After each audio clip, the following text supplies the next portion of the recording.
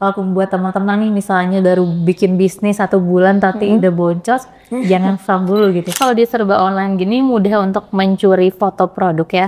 Oke. Jadi menyebabkannya tuh kadang beberapa toko tidak bertanggung jawab mengambil foto produknya Chelsea.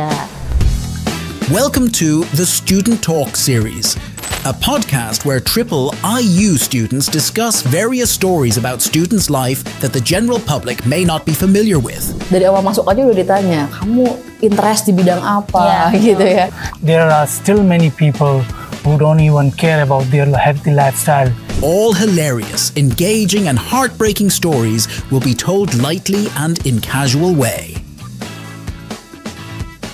Enjoy the show!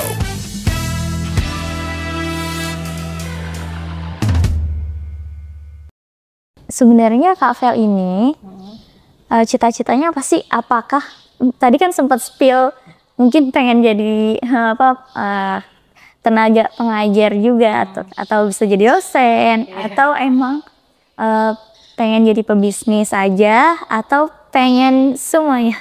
Sebenarnya cita-cita aku tuh jadi dokter. Karena adik nenekku tuh kan dokter, dan ada beberapa sepupu juga jadi dokter. Dulu suka kayak ikut praktek gitu. Jadi saya tertarik pengen jadi dokter. Tapi waktu SNMPTN nggak keterima tuh di kedokteran. Jadi pas milih itu 2 kedokteran, 1 di ekonomi. Ini masih ekonomi juga disuruh nenek sih disaraninnya tuh. Oke. Sama kedokteran ya di ekonomi gitu ya. Udah akhirnya masuk lah ke ekonomi. Udah cinta-cinta mau jadi dokter. Tapi pas masuk ke ekonomi ini kan tadi Kak Vel sendiri enjoy dan emang udah menyukai pelajaran-pelajaran yang dia menyukainya itu karena dulu mungkin background-nya dari IPA.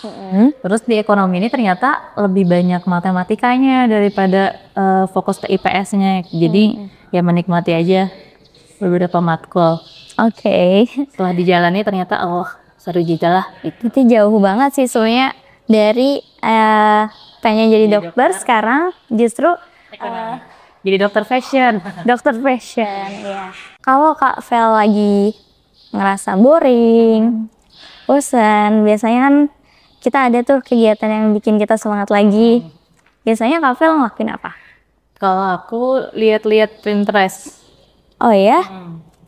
Ngeliatin apa tuh di Pinterest? Pinterest tuh lihat misalnya tata ruang, terus barang-barang lucu. Atau aku suka juga window shopping. Window shopping. Iya. Jadi seneng kayak ke mall terus lihat inspirasi tren fashion terkini. Berarti gampang banget ya kalau misalnya buat naikin mood Kak Vel cuma buka Pinterest. Buka Pinterest sama lihat-lihat kayak cuci mata gitu. Iya. Biasanya kan kalau teman-teman mungkin dari aku sendiri ya kadang nonton lah atau ya suka drakor nggak? Aku nggak suka sih, kurang suka nonton film juga nih. Lebih senangnya scrolling media sosial. Makanya pas sekarang bisnis kan lebih ke digital marketing. Aku merasa senang aja ngejalaninnya gitu. Jadi dia punya, selain Chelsea juga ada beberapa bisnis yang lagi dibangun. Dan semuanya pakai media sosial. Oh gitu. Dan aku senang gitu sih memanage Instagram atau beberapa media sosial biar lebih tata letaknya lebih bagus gitu, fitnya lebih menarik. Aku senang buat kayak gitu. Jadi sebenarnya emang udah fashionnya di situ ya. Fashion di situ. Ya. Jadi emang karena suka dan akhirnya nggak ada keterpaksaan, nggak ada rasa yang capek. Tapi ngerasa nggak kayak, capek banget nih ngerjain ini. Pernah nggak ngerasa capeknya sih pasti ada. Itu kan normal manusia pasti ada capeknya. Tapi itu kita harus, kalau karena nih aku udah bisa nyari jalan, kayak harus inget-inget kayak remember why you started. Jadi saya udah punya karyawan yang harus digaji. Nggak mungkin kalau misalnya aku tiba-tiba bosan nanti bisnisnya berhenti, masa karyawannya nggak digaji gitu. Jadi itu sih yang jadi semangatnya. Oh gitu ya, benar-benar. Jadi ya emang karena ingat mereka, jadi kita jadi semangat lagi. Oke. Kak Vel, menurut Kak Vel yang lagi tren atau yang bisa kita buat nih produk apa sih saat ini yang mungkin berpeluang buat dijadiin bisnis? Kayaknya sih kalau produk yang berkaitan sama anak ya. Oke. Aku pernah baca juga beberapa orang tua tuh kadang kalau dia punya anak mengalah dengan pengeluarannya pribadi, jadi lebih fokus buat anak gitu. Dan kelahiran anak tuh kan terus ya, tiap hari ada kelahiran. Jadi kayaknya memang dibutuhkan gitu sih produknya yang berkaitan sama anak. Oke. Karena kan ya pasti Sembako, yang pokoknya yang yang produk kebutuhan ya, produk-produk kebutuhan primer sama sekunder itu biasanya lebih bagus marketnya.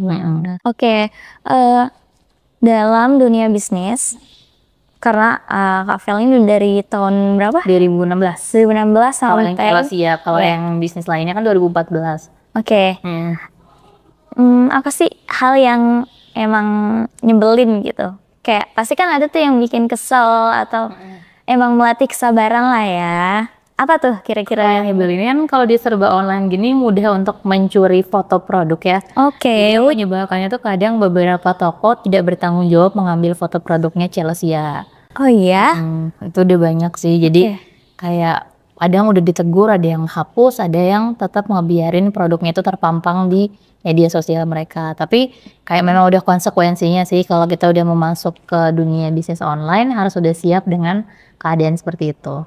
Oke, jadi karena emang sekarang dunia udah berbasis online ya, maksudnya apa-apa kita post, apa-apa kita sharing di sosial media dan itu sangat membantu, tapi ada negatifnya juga ya. Berpotensi Jadi gampang untuk diambil, dicuri fotonya. dicuri ya. Terus gimana nanganinnya tuh? Apakah dibiarin aja atau? Sebetulnya dicoba ditegur dulu, misalnya 1-2 kali nggak diterima, terus nggak dihapus juga produknya, ya udah sih berpikir ke rezeki sudah ada yang mengatur aja, jadi udah cukup dibiarkan aja gitu. Atau enggak kita blokir aja media sosialnya biar mereka nggak bisa visit lagi misalkan kayak gitu. Jadi emang udah terlatih ya kesabarannya ya kalau misalnya udah bertahun-tahun dan kita tetap semangat menjalankan bisnis itu. Aku penasaran, apa sih strategi suksesnya Chelsea Ethnic? Strategi suksesnya sebenarnya belum bisa dikatain sukses sih, karena kan masih merintis juga, masih berdiri. Lebih kayak pembedanya sih paling sama kompetitor. Yang pertama itu bisa customize size, terus bisa pilih warna juga, terus pengerjaannya terhitung cepat karena penjahitnya udah pada gesit gitu, udah mulai pada cepet lah. Jadi kalau misalnya pre-order bisa di bawah 7 hari, nggak perlu nunggu 2 minggu sampai 1 bulan. Itu sih pembedanya Chelsea sama yang lain. Terus ada unsur pemberdayaan wanita juga. Jadi jahitannya itu benar-benar pure buatan jahit rumahan, bukan mass production. Jadi emang di sini kan karena tenaga kerjanya juga dari semua tim Chelsea Ethnic itu kan perempuan ya. Wanita mungkin di situ menjadi value yang positif ya, akhirnya mungkin menjadi salah satu hal yang menarik buat orang-orang juga tertarik untuk membeli produk di Chelsea Ethnic.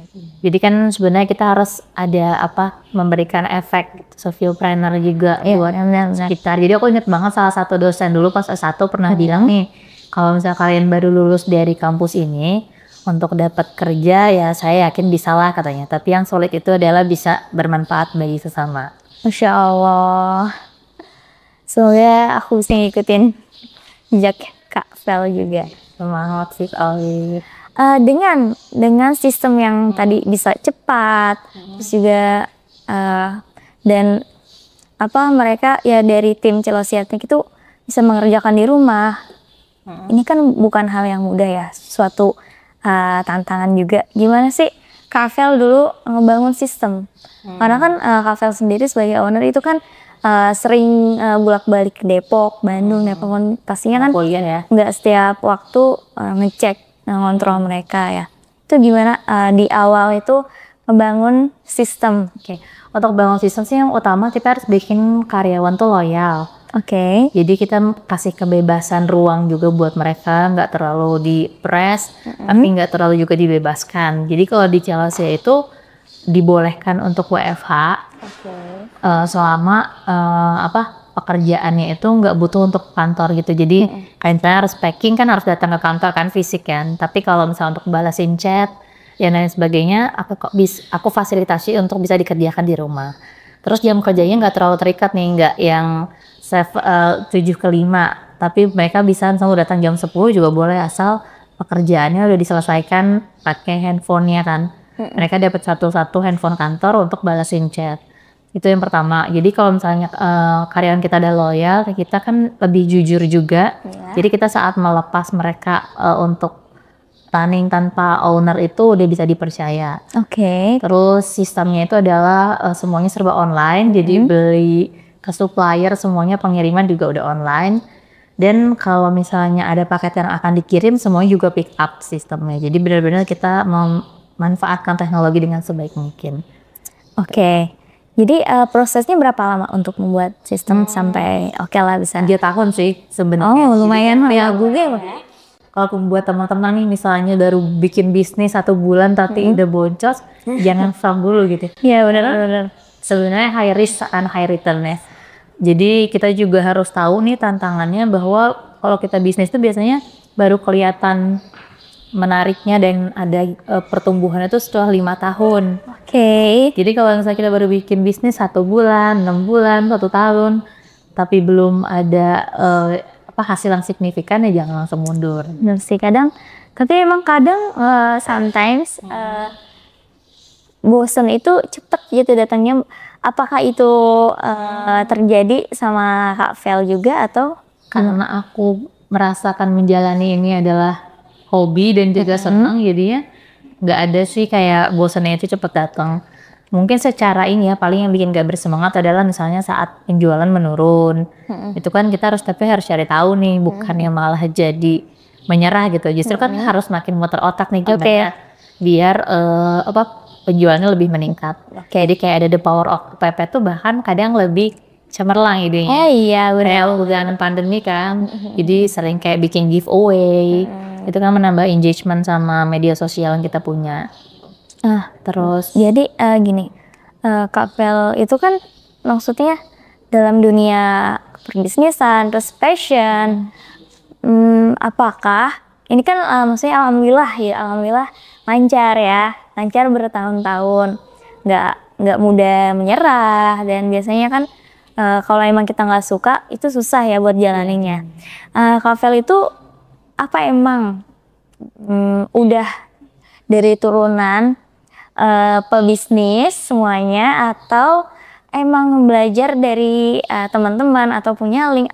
Itu dari mana nih buat mendapatkan fashion ini ya, karena kan nggak mudah tuh buat jalanin ini. Kalau misalnya orang tua sih dulunya pegawai dulu, tapi setelah itu jadi pengusaha dua-duanya. Kalau aku di bidang catering, kalau ayah aku di bidang mechanical electrical. Jadi aku sebenarnya justru dulu tidak mau menjadi pengusaha karena melihat kedua orang tua misalnya nih, kalau lagi bagus marketnya, income-nya di atas, terus misalnya harus bersabar gitu. Jadi penuh dengan ketidakpastian jadi pengusaha itu. Cuman plusnya itu adalah waktunya lebih fleksibel. Sebenarnya kayak kita mau bepergian weekday juga masih bisa itu. Terus yang aku perlu syukuri adalah bisa membuka lapangan pekerjaan.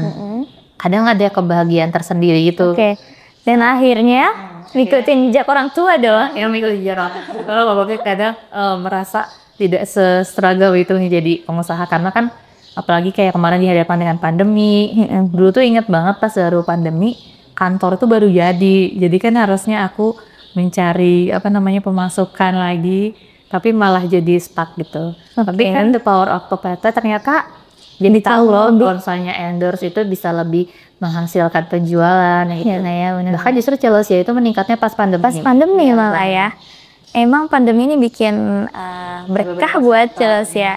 Etnik nih. Jadi dulu biasanya kan orang kalau menikah itu di gedung pernikahan. Sekarang kan pas pandemi akad nikahnya di rumah tuh. Mereka tuh jadi pesan batik-batik yang simpel aja buat akad nikah. Oh iya, jadi banyak yang mesin batik untuk akad nikah di rumah. Aku baru tahu sih. Saya kan kalau semikan kan emang pakai gaun gitu. Ternyata kayak wah dibuatnya lebih hikmat di rumah, dan kalau nggak salah cuma boleh 5 orang ya, dulu sempat 5 sampai 10 orang kan. Jadi mereka merasa cukup dengan outfit yang simple tapi akadnya tetap berjalan lancar. Oke. Sebelum kita mungkin closing ya obrolan kita di siang hari ini, aku punya this or that session yang mana Kak Vel ini harus pilih satu di antara dua pilihan yang aku kasih. Siap? Iya. Oke, yang pertama, kalau harus bikin bisnis baru, pilih fashion atau bidang lain? Pilih bidang lain. Oke, kenapa? Karena fashion itu kan harus ngikutin tren terus, fast fashion juga kan. Jadi kalau kita ketinggalan dikit ya udah jadi kita tergerus lah oleh kompetitor gitu. Sedangkan kalau bidang lain itu yang aku lihat kayak misalnya bisnis studio foto, terus apa namanya bisnis sewa baju yang kayak gitu. Kalaupun fashion mungkin lebih bisnis sewa baju ya. Oke. Itu kalau bidang lain aku tertariknya punya bisnis studio foto. Oke, itu menarik. Sudah di era serba online. Ya. Atau punya bisnis mungkin Olive pernah lihat ada beberapa di China itu ada bisnis yang menyiapkan host sama ruangan buat orang-orang live. Oke, ya. Misalnya Pernah lihat sih. ya yang satu orang itu orang live lagi produk fashion yang kotak ya. dua orang Itu bagus sih, itu bagus sekarang buat sekarang tempat ya sekarang kan terus atau bikin co-working space. Jadi bikin sesuatu yang orang continue untuk gunakan gitu. Oke. Yang kedua, belajar dari baca buku atau learn by doing? Aku lebih milih learn by doing. Karena kalau baca buku itu kadang kan motivasi itu sebenarnya dari diri sendiri itu ya sih, bukan dari orang lain. Segimanapun kita udah baca buku, terus ternyata kitanya nggak termotivasi, kitanya nggak mau berubah, tetap aja kurang bisa berubah diri kita gitu. Sedangkan kalau misalnya learning by doing itu kayak kita udah pernah nih merasakan hal A, terus ternyata kejadiannya jadi B, oh ternyata aku harus kayak gini gitu. Jadi lebih kerasanya aku kalau learning by doing sih. Oke, yang ketiga, Kak Vel itu ke acara kondangan, misal. Yang pertama, menggunakan pakaian yang matching, bagus, nyaman, tapi nggak make up sama sekali. Yang kedua, make up, tapi pakaiannya nggak matching, nggak nyambung, dan ya, pilih mana? Aku lebih milih yang tanpa make up. Kenapa? Karena jujur kalau menurut beberapa orang tuh sebenarnya inner beauty orang tuh bisa kelihatan dari selama dia pede dan comfort pakai apa yang dia pakai. Jadi kalau misalnya bajunya matching, oke, tanpa misalnya make up yang bagus juga, tanpa make up tapi kitanya merasa pede dan misalnya dibubuhi dengan senyuman, jadi bisa lebih orang bisa senang juga liatnya gitu, lebih nyaman kelihatannya. Oke, ini bagus banget sih. Mungkin yang paling penting dari makeup itu sebenarnya percaya diri. Iya, betul, percaya diri, betul. Oke. Aku pernah lihat sih, aku tuh ada video yang dia tuh jalan sambil nunduk, sama yang dia jalannya tegap gitu. Jadi wajahnya tuh bisa kelihatan jadi beda gitu, kayak lebih menarik saat dia tuh tegap, terus pandangannya ke depan dan dia merasa confident sama diri dia sendiri. Yang penting pede gitu. Yang penting pede. Cuma sometimes untuk percaya diri itu emang beberapa orang mengalami kesulitan ya. Betul.